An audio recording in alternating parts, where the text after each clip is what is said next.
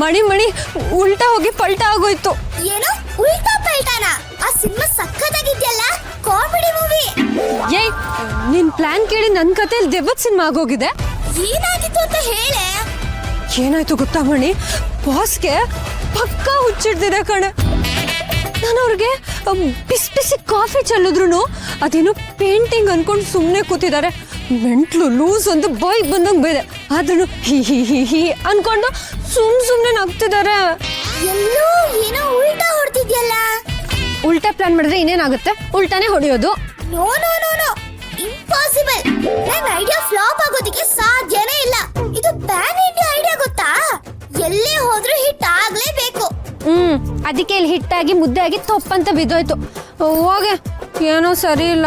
ದುರ್ಗಾ, ಮೇಷ್ಟ್ರು ಕೋಲಲ್ಲಿ ಹೊಡಿತಾರೆ, ಅಮ್ಮ ಕೈಯಲ್ಲಿ ಹೊಡಿತಾರೆ, ಜನರು ಕಲ್ಲಲ್ಲಿ ಹೊಡಿತಾರೆ, ನಿನ್ ಗಂಡ ಸ್ಮೈಲಲ್ಲೇ ಹೊಡಿತಿದ್ದಾನೆ ಅಂದ್ರೆ ಅದ್ರರ್ಥ ಶರತ್ ಬಾಸ್ಗೆ ಏನೋ ದೊಡ್ಡದ್ ಬೇಕಿದೆ ಅಂತ.